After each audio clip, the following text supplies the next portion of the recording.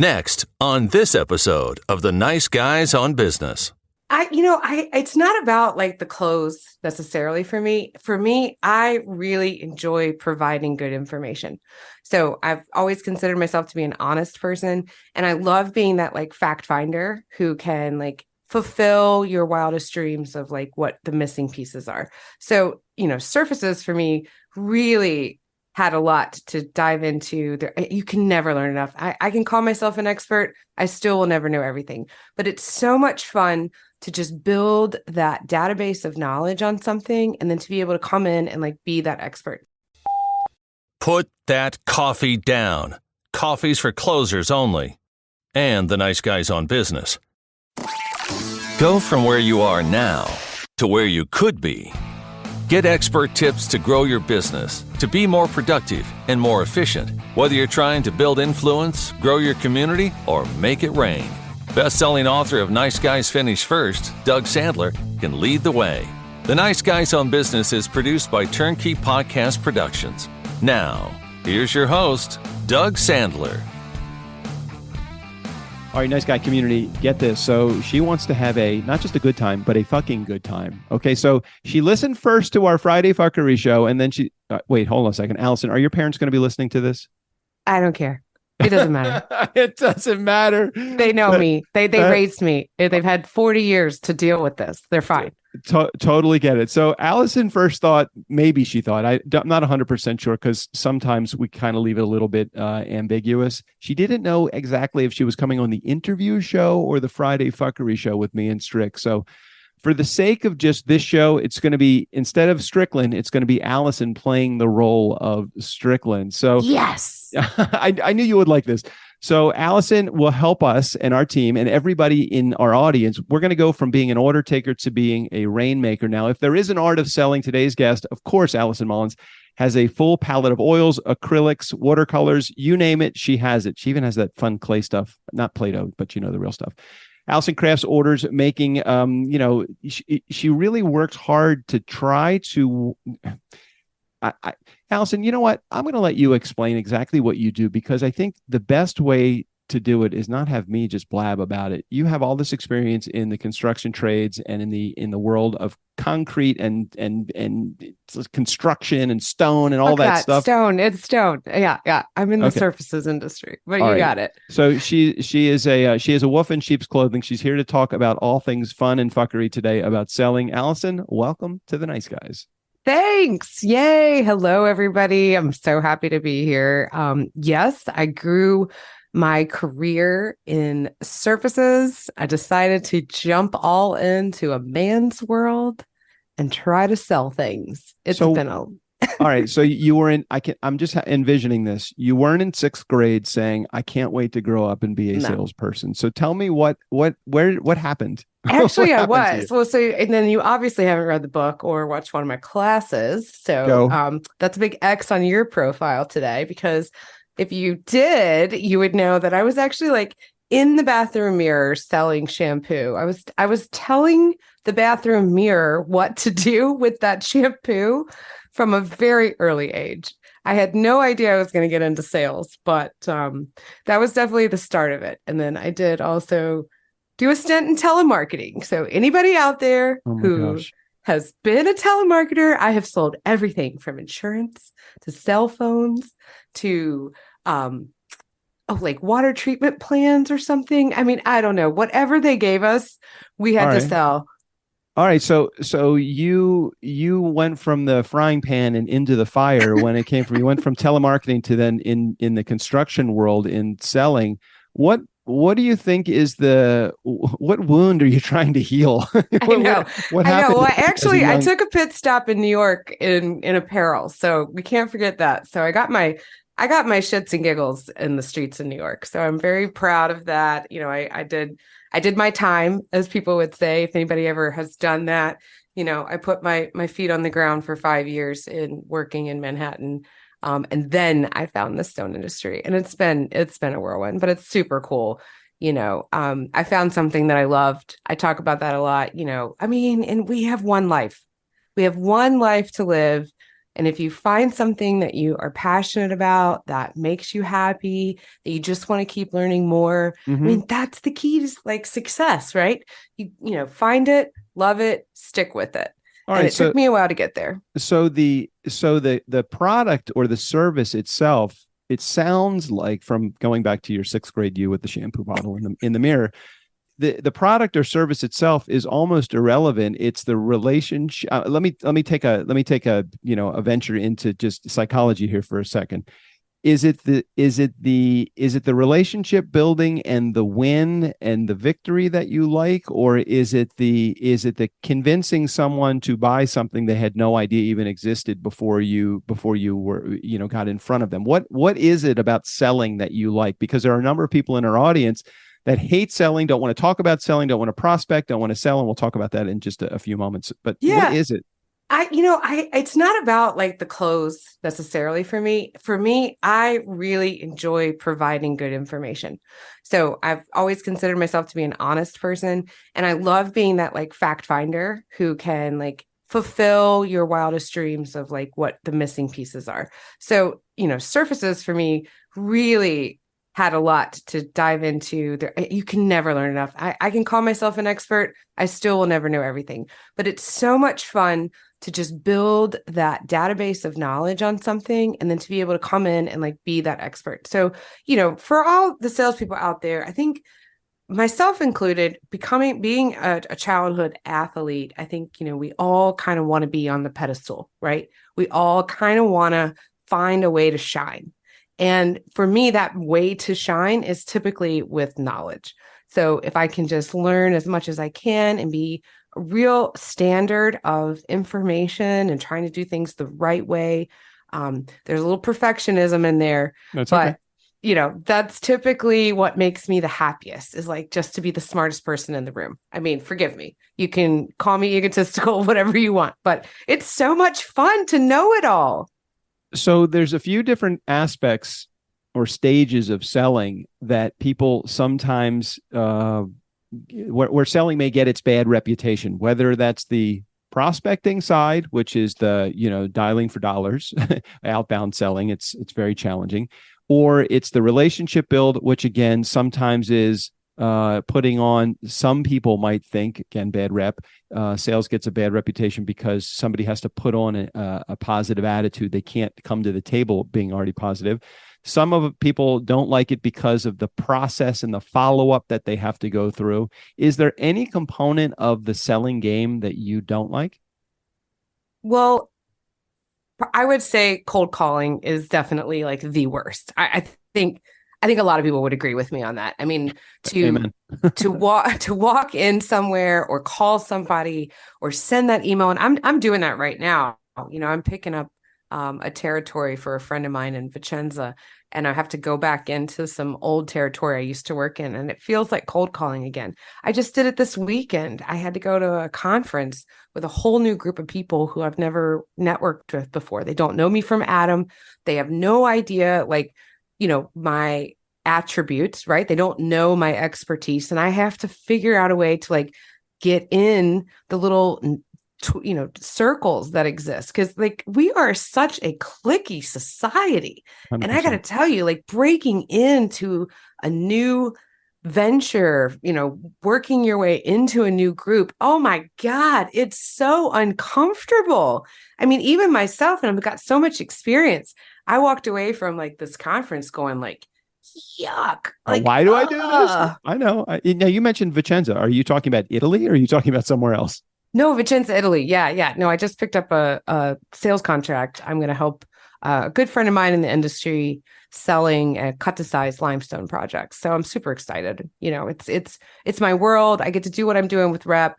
Everything kind of comes together. And at the same time, I'm going back to Miami and Atlanta, where I have a history of being a sales rep and knocking on some old doors again and seeing what kind of projects I can help drum up for her, because she's never really had real focused representation. She has an agent, here in the States, but she's never had like somebody who's just dedicated to her really trying to drum up some business. So I'm putting my feet where my mouth is, I guess. So one of the challenges that most salespeople have is just kind of mastering the game. What particular aspect of it do you feel like is your sweet spot? Is it the relationship build? Is it the follow up? Is it the tenacity? Is it the consistency? Where do you feel like you really what's your gift? I mean, I think my gift is definitely tenacity. When you said that strikes out to me, because I try not to give up. You do eventually sometimes have to like back off and give up and just like stop chasing somebody down. I had that happen recently too. I mean, I'm in a constant sales game. So yeah. But you just, I think my biggest thing is the tenacity and being able to get up every day and start over again.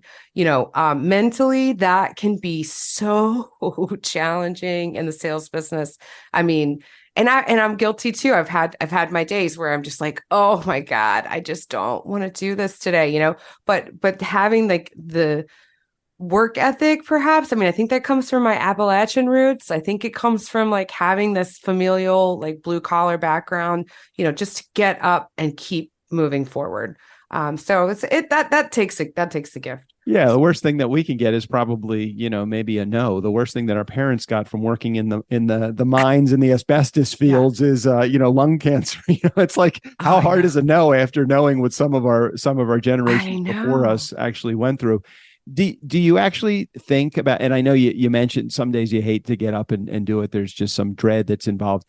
But for the most part, do you ever feel like you're working in your life? Because I'm in sales all the time, and I never feel like, I mean, that's what I do for my company. I never feel, there are those days when I'm like, I said to my girlfriend today, I'm like, I don't feel like working today. I have an interview on the schedule, but that's fun, but I don't, I don't actually have a sales call today, which I kind of think is a gift. It's kind of fun that I don't have that.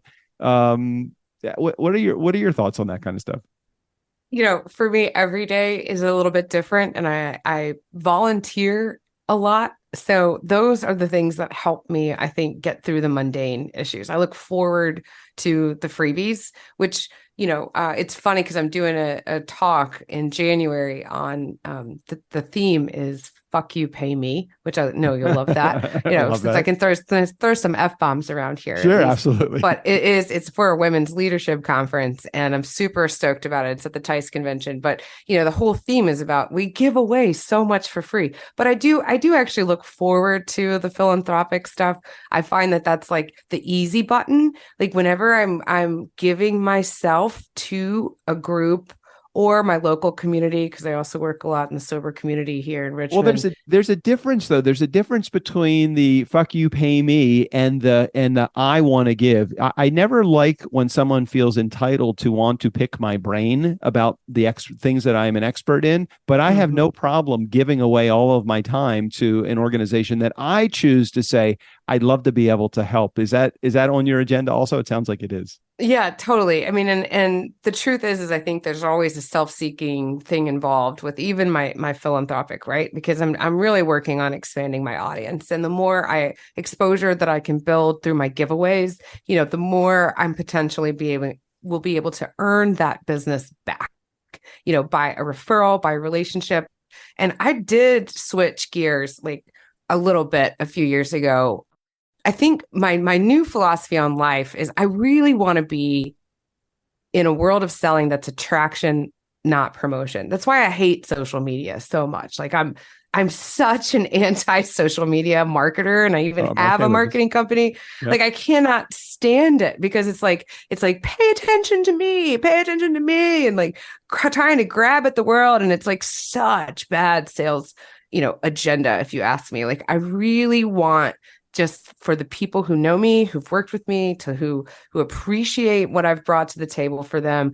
That's the kind of referral business that I would love to be able to attain. I wish it was that easy. Okay, so how do you go from and talk to those in our community that may be a little bit newer? They're less than 5 years in whatever they're doing. They're trying to figure out, how do I actually just get the fucking phone to ring? I can't not prospect. But I have to give away some of my time, but I just can't get hey, I'm here. I'm able to answer questions for you. I'm a giver, but sometimes you even have to sell free.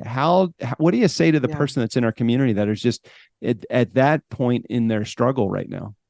Well, I'm in that struggle right now. I mean, I'm not afraid to admit it. Like, as a business owner, as somebody who's trying to sell workshops, like I have to get out of the mentality of waiting for people to come to me. I have got to chase the business. I have to pick up the phone. I have to make those connections happen. And I teach that in the book. And like, I got to practice what I preach. And I'm not too egotistical to admit that we can all get into this mode of like thinking that it's going to come and land in my lap and like I'm magically going to win. You have to put the work out there. And so, whether it's LinkedIn, like right now, I feel like LinkedIn is on fire. For those people who are brand new, I've been on LinkedIn since 2007, which is kind of hard to believe because I was like one of the, I was still in New York at the time and it was just coming out. So, you kind of heard about that stuff pretty early on. And I love LinkedIn. I really think that it's actually the proper business connection message. I'm really over Meta, no offense, but I just cannot stand the world of TikTok and Facebook and Instagram. It's just basically a time suck. It's a time suck. It's what people do to literally waste their lives away. But, I'm a super advocate for getting on LinkedIn. Right now I'm prospecting more architects and interior designers that I used to have a relationship with, and I've got to re-enter that environment. And I find that the best way to do that is always first, give it a shot with the email. Right now, emails, everybody hates them and it goes in spam. People don't want to deal with it. Yep. But, start out with a big email, then get personal, go back. And at the same time, find these people on LinkedIn, send them a personal message, let them know what you're actually trying to accomplish. And you're way more likely to, build that hive with honey than with, just this sad attack. And, I don't like to waste people's time. I'm not here to waste yours. I don't intend on doing that. So if I can just do my best to make them understand the purpose of my call. And that's the follow-up. So the follow-up then is after I've done LinkedIn, I've done the emails, then it's time to pick up the phone because at some point, that they've seen your messages. They have at least a familiarity with what you're trying to do. And so it's time for me to literally get on the phone. And then final, worst case scenario, I will go visit in person because if I've done all of that circular data and I've actually, really put it pedal to the metal to get in contact with somebody, but they still didn't respond to me, I'm still going to show up. I'm still going to show up at your door. I'm going to ask for you by name. And whether you like it or not, I'm going to leave a pamphlet for you if you won't talk to me. But at some point down that road, that's how relationships get built. And it just takes. Well, I love it. I love that you just kind of outlined your entire sales cycle and the process. Yeah. And for those that are in our Nice Guy community, and I love my brother, God rest his soul, but I do love my brother. But the issue was that my brother felt like sending one email or sending a letter is enough to not only solicit some level of interest, but to get somebody to actually pick up the phone and call you and say, hey, I have questions about this. It's just not real world, people. It doesn't happen. It doesn't happen. Allison just went through a process that she said, hey, from the beginning part of the relationship through a big list, down to LinkedIn, down to direct message, down to personal contact, to phone call, to visit. I mean, come on. For those of you that are not doing that, either you need to bring somebody into your organization that's willing to do that, or learn to do that yourself. Because if you don't, or you can pay me to teach the people in your business. Totally, I get it. I was secretly, Allison, I was heading him right down that direction. I do want to jump into that too quick, but I appreciate your assertiveness when it comes to that. I noticed. So let's go down that path just a little bit right now because. You go from someone that knows the stone and construction trade to someone that is selling services of teaching people how to sell. So my dad wrote a book called "You Can't Teach a Kid to Ride a Bike at a Seminar," and what was so interesting about that book is even if you don't pick up the book, get the title. You can't teach a kid to ride a bike at a seminar. They need to get on the bike and fucking ride it down the path. So talk to me about your coursework and how there is a practical application of the coursework that actually helps them to get into the selling game, and they're not just learning it in a workshop. So tell me about that. Yeah, totally.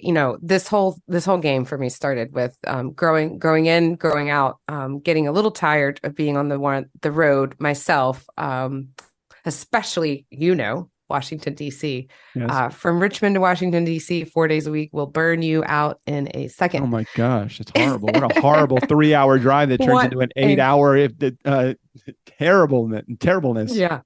I was like, I love where I live, but I can't do this here. I can't do this anymore. So, my customers were the ones who really drove me to get organized and find a way to teach their people. They were constantly asking me, well, first they would try to hire me, I want you to come work for me. And I'm like, no, not going to happen.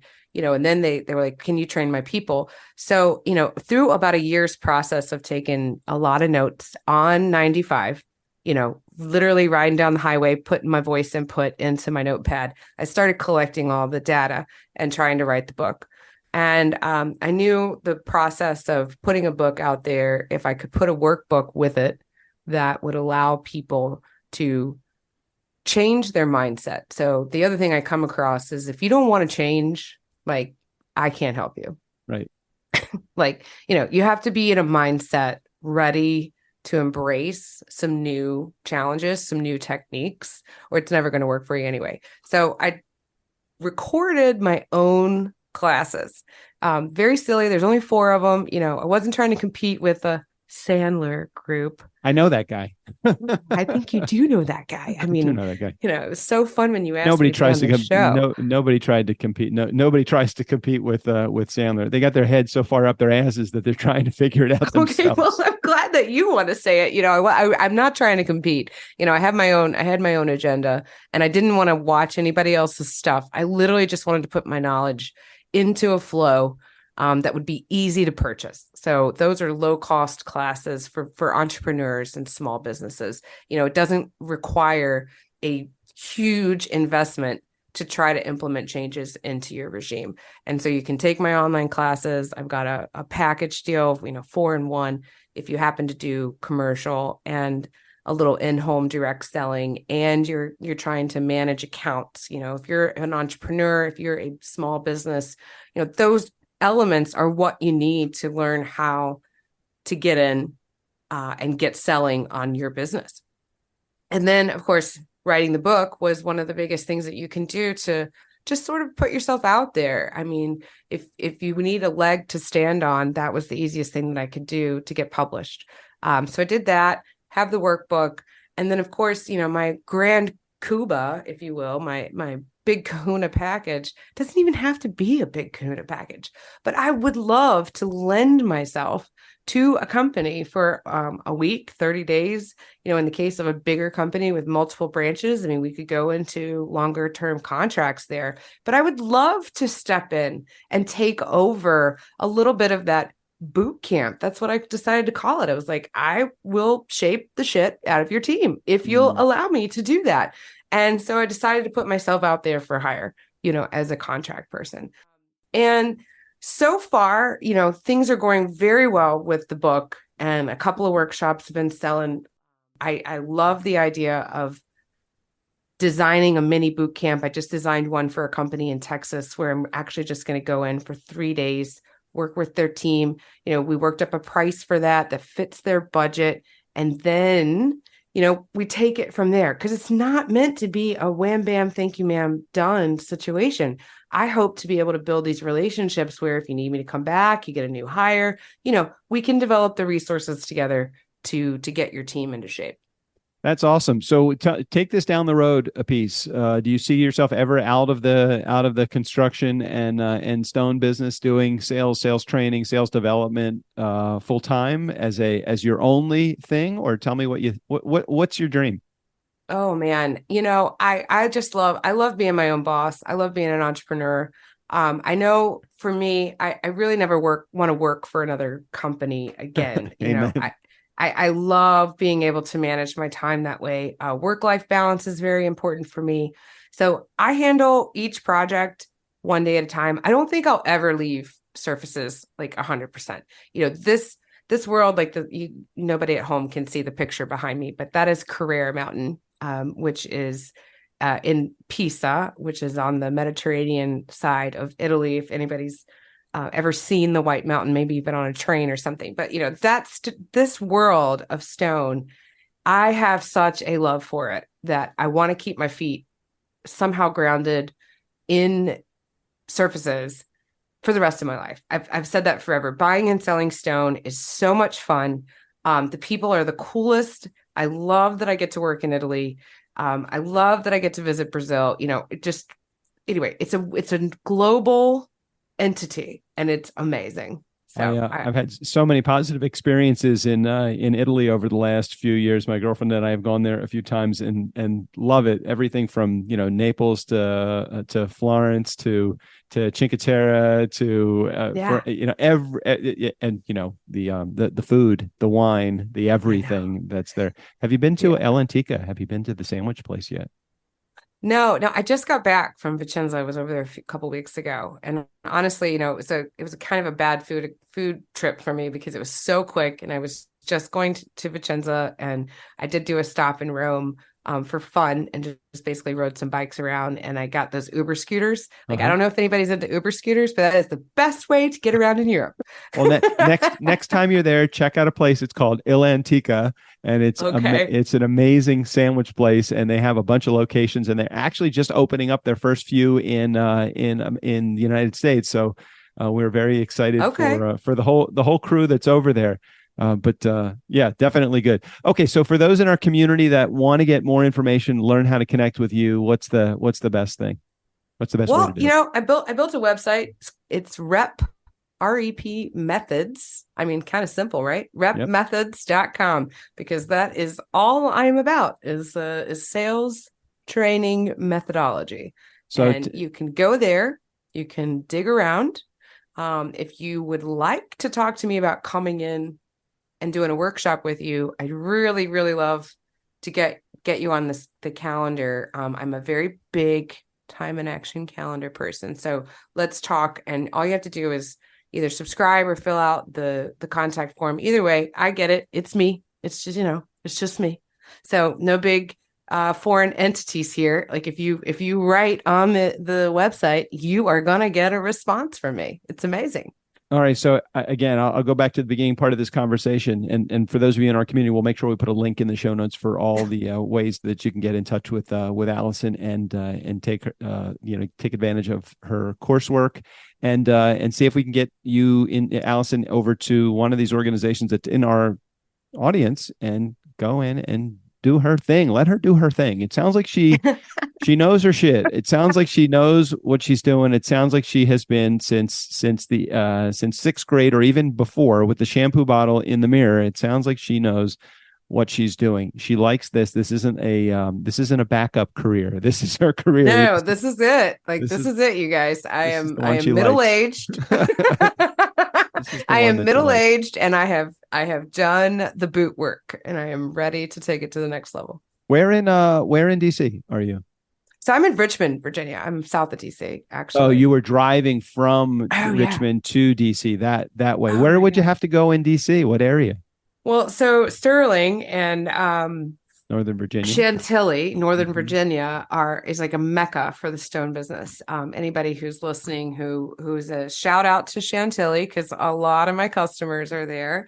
And I also spent a lot of time on the Maryland side. So I had some great customers in Annapolis. I had some great customers around the Jessup, Maryland market, and even as far up as north of Baltimore. So at the time, I was developing a territory for a wholesaler here in Richmond, and I got to do my pick of the litter, let's just say, of higher end customers, because that was my niche. And I made it hard on myself. I'm not going to lie, because that amount of travel, it'll whip you into shape real quick. Well, if you head anywhere near Northern Virginia, you're going Northern Virginia, Potomac, you're going to Annapolis, Maryland, to Harford County, to Haymarket, Virginia, all the way to Harford County in Maryland. And probably one of the wealthiest Frederick. areas in the country, where people are buying stone, marble, all sorts of surfaces that they may not see in Indiana or Iowa. I'm not saying they don't have great communities there, but it is just a corridor of wealth. And so I'm sure it was a good win to have that territory in your back pocket. Yeah, well, finding people who appreciate luxury products is always a pleasure. Getting involved in surfaces that's like nitty gritty level, like builder grade and commercial, it's just not fun. We like to call it in our industry, they are a race to the bottom. And I could talk to you about that for hours. I know you don't want to hear all about it, but no, but it's the same with podcast production services. Most of the time when people hear about editing podcasts, it's a race to the bottom. It's a commodity. You get somebody remote or overseas that will do it for $20 an episode. Yep. And I'm like, no, I never wanted to be that kind of production company. I only wanted to be the production company for the people that really care about quality, consistency, professionalism, support, design, service, all of the stuff that translates really well into the luxury surface business, I'm sure. Yeah. I mean, I think, we're all salespeople. If you have a business, period, you have to sell. And, whether or not you're in luxury or commodity, wherever you place yourself, you do need to find like sort of that niche, that where you fit. But I got to tell you, playing in that bottom feeder part of any industry where it's just about price, who's got the cheapest, it's not a fun experience for anybody. Hey, before we head out, can we talk about a couple other things that are unrelated to your selling business? Because I always like to do this when I have somebody on the show that knows of Sandler. So, what did you know of Sandler prior to getting an email from me that's saying, "Hey, would you want to be on our show?" Well, I freaked out a little bit when I saw your name, because I was like, "Wait, what? They're on to me." This guy. Wait a minute. I'm selling sales training. Here comes the sales trainer. I was like, wait, oh God, they are on to me. They're going to try to make fun of me. And I was like doing as much research as I could, because I was like, what's this guy going to do? Is he going to trash me? He's going to trash my business? No, is this going to be horrible? No, is this going to be horrible? I think even if I was in the corporate world, in corporate Sandler, I still wouldn't do that. That's not I don't think that's their style. I don't know it for sure. Okay, so not at all. What else do you know? What I knew about Sandler, I belong to several industry related groups, remodeler groups and such. And I've seen a Sandler guy, or I think it was two gentlemen who were had the local franchise in my market. And they were members of National Association of Remodelers. I think they're still members of the new version, which is like pro. So I've had a little bit of like just seeing that was happening. I don't think that I stayed for the present. It's okay. It's all right. I think that was probably still during my drinking days, and I think I went for the wine, and I left like right after, so I didn't get any education from it. Hey, listen, we're all human. I can admit my mistakes. Might not have been a mistake. Nobody could ever say you stole my shit because you were sat at the seminar. No, I didn't. I definitely didn't steal the shit. Now, one thing I did do, I'll admit to it, is when I was designing the website, I went to the Sandler website and I looked and I said, okay, this is everything I don't want to be. So, I mean, and I mean that in a positive way. Absolutely. I definitely positive came from that. Well, I'm serious. Because when you're as a marketing person, I wanted to maybe establish my own footing. I wanted to have a specific look. I wanted to make sure that I did not in any way emulate what was happening over there. Yeah. And so I just made sure I didn't do that. And so but I do have a brand strategy. I developed that back in January. It's continually tweaking because I am a marketing nutball. Right. Happy to talk to anybody about how awful the world of social media is. But, Sandler is actually in there as a competitive analysis for me to hold myself accountable on where we are in followers. I have more. Well, when I remember, I was back in probably 2015, 2016 when I made a career transition. I spent 30 years as a bar mitzvah MC. Yeah, I spent 30 years doing that. I saw that. I made the transition to the book writing world and then into podcasting. And I thought, hey, this would be great. Here's an opportunity for me to lend my Sandler name back to Sandler again. My dad had passed in 1995, so he's been gone a long time, and I hadn't been involved in the organization in decades.